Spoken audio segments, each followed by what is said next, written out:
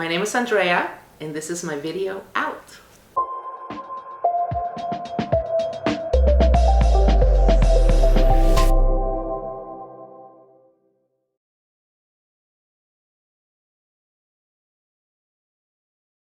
So I knew at a very young age, I think that I was probably, believe it or not, 5 or 6 years old when I just knew already, I remember having crushes on like my teachers when I was little in first grade, you can't say it was a crush, but I just remember how infatuated I was with my first grade teacher, But I knew, and I remember even telling my cousins at a young age, I will never have kids and I'm never going to get married. Like I knew it. I knew that that was not the life for me. And they were like, oh, never say never, They would just always tell me that. And you're too young to be thinking about those things. But I knew. It was just one of those things, But again, it was a disappointment thing that kept me, I think, from coming out a lot sooner.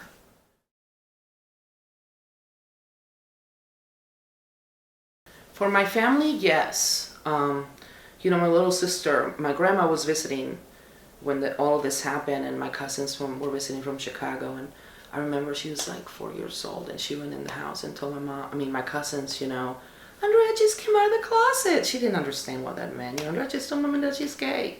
She didn't know what it was. But yes, I did feel relief. The follow-up though it wasn't relief shortly after. It's like, yeah, it was relief my parents knew, but then I still had everything else around me to deal with, and that made it really, really difficult, This religion used against you, and my friends, going to church. I remember one time they took me to this Assemblies of God church, and all of a sudden this pastor comes up to me with a Bible and puts his hand on me and starts praying to get to pray the gay out of me, and I was just like, what is going on? I turned around and walked out, it wasn't invited, and it wasn't asked for, and it wasn't, anything that I was really comfortable with. So I think that was the beginning of me really separating myself from a lot of people in that community, people that were there for me when I got there and I didn't speak English. It wasn't just like a new kid on the block. It was a new kid on the block, something that they never experienced. So some of the bonds that I created with those people were important to me. So yeah, I think it took me a long time to grow and forgive, and not be angry about it anymore.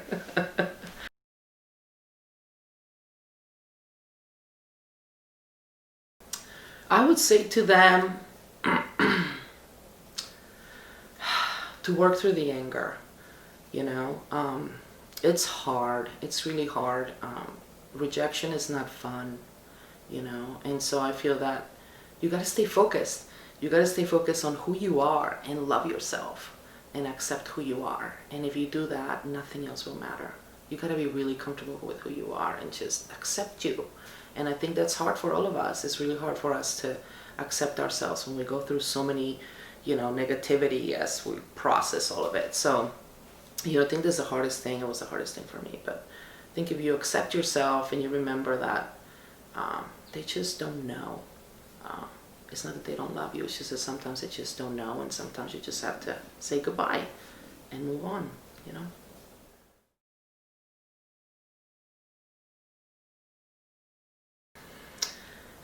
I'm going to be very transparent with you, and I really do think that it's our own biases against each other. I really think that's what we're lacking right now. If we were really a strong community and we were there for each other, I think we could, and we will overcome anything we have, at the cost of a lot of people before us and a lot of pain. But I really think that that's the biggest thing for us. It's just our inability to just accept each other. If we started there, I think we could just conquer the world, honestly, And same thing when it comes to racism, of course, It doesn't matter when people are LGBTQ, we still have biases and, things. So, which blows my mind, I just don't understand how anybody that's ever been suppressed in any way, shape, or form can do that to anyone else. It's really difficult for me to understand and wrap my head around that. What doesn't stop you in your heart to not do it? I don't know. So we have a lot of work to do, but I think that's where we need to start.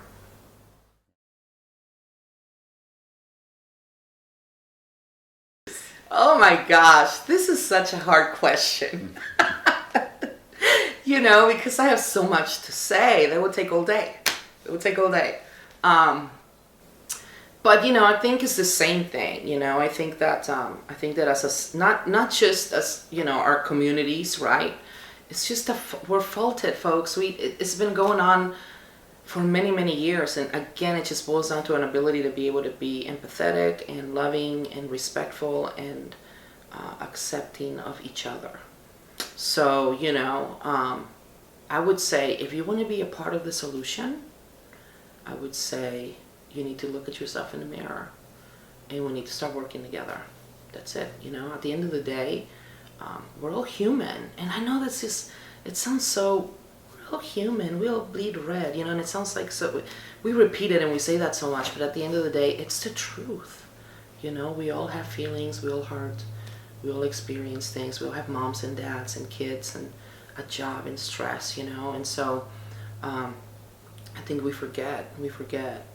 So it's tough, because of course I want to give him the finger first, but like I told you earlier, I'm trying to come from more of a loving place, and just be understanding. I think that ignorance and lack of education has a lot to do with our problems, so it's really difficult to say something because it's not a black and white thing. I think that a lot of factors go into our crazy reality, which is lack of empathy and tolerance for each other,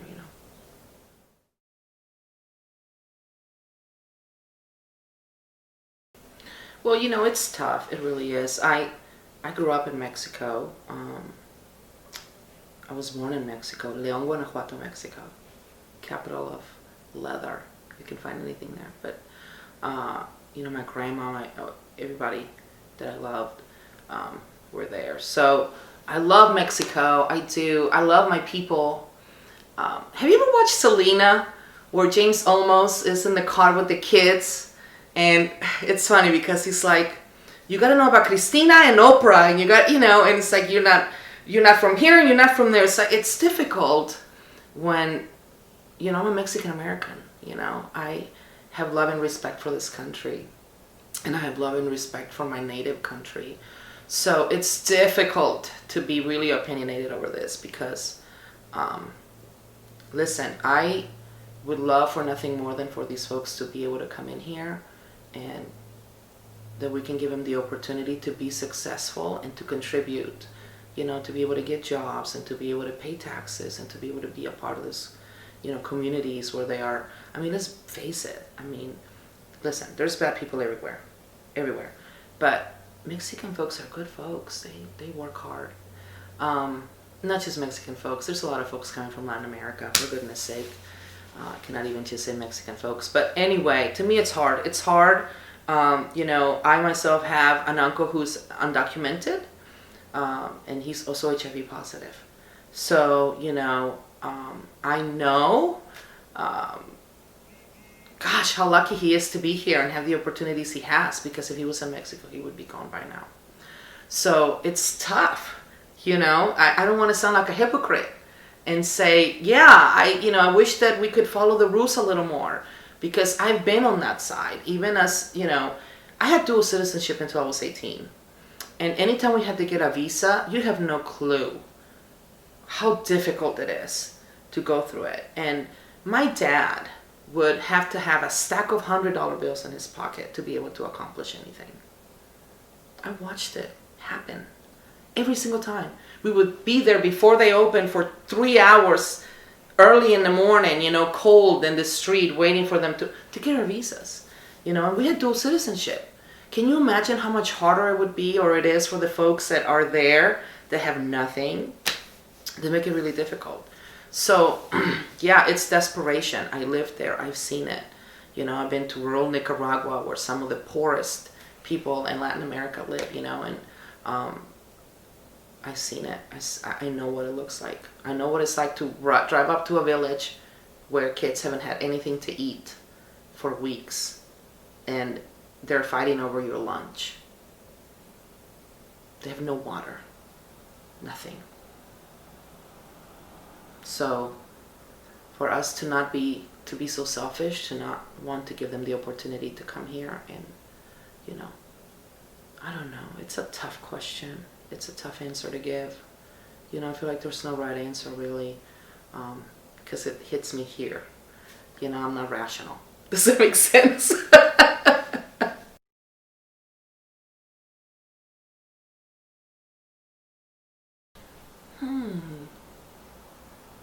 Everything. You know, everything.